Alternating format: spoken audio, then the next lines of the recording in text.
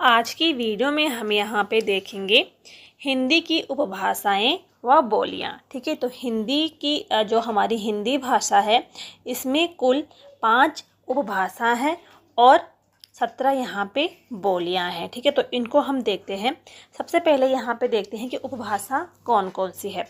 उपभाषा है यहाँ पे एक तो पूर्वी हिंदी है, पश्चिमी हिंदी, राजस्थानी, बिहारी हिंदी और पहाड़ी हिंदी। ठीक है, ये यहाँ पे उपभाषा है।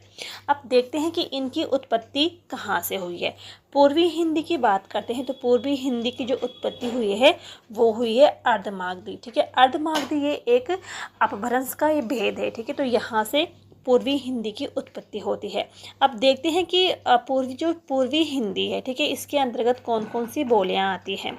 तो इसके अंतर्गत यहाँ पे आती हैं अवधी, बघेली और छत्तीसगढ़ी, ये पूर्वी हिंदी के अंतर्गत आती हैं। ठीक है, इसके अलावा दूसरी है हमारी यहाँ पे पश्चिमी हिंदी। तो इसकी उत्पत्ति होती है शॉर्ट सैनी से। ठीक है, और इसके अंतर्गत कौन कौन सी बोलियां आती हैं तो खड़ी बोली, ब्रजभाषा, बुंदेली, कन्नौजी और बांगरो। ठीक है, ये पश्चिमी हिंदी के अंतर्गत आती है। ठीक है, राजस्थानी जो उपभाषा है तो इसकी उत्पत्ति हुई है शॉर्ट सैनी से। ठीक है, और इसके अंतर्गत जो बोलियां आती हैं तो मारवाड़ी, जयपुरी, मेवाती और मालवी। ठीक है, ये आती हैं राजस्थानी उपभाषा के अंतर्गत।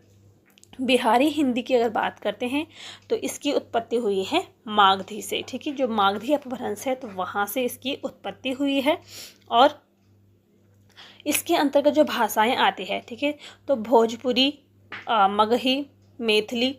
ठीक है, तो ये जो भाषा है ना ये बिहार में बोली जाती है। ठीक है, भोजपुरी, मगही और मैथिली। ठीक है, तो ये बिहारी हिंदी के अंतर्गत आते हैं।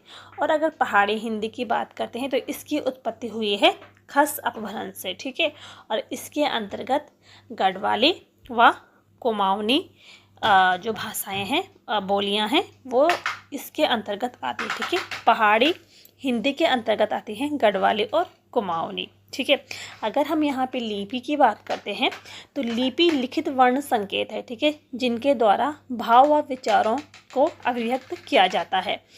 और लिपि कौन सी है तो हिंदी भाषा की लिपि देवनागरी है, अंग्रेजी भाषा की लिपि रोमन है और उर्दू भाषा की लिपि फारसी है। ठीक है, देवनागरी लिपि का विकास कहाँ से हुआ है, कैसे हुआ है तो सबसे पहले जो देवनागरी लिपि है, ठीक है, इसका विकास सबसे पहले थी ब्राह्मी लिपि, उसके बाद आती है गुप्त लिपि, फिर आती है सिद्ध मातृका लिपि। ठीक है, इसके बाद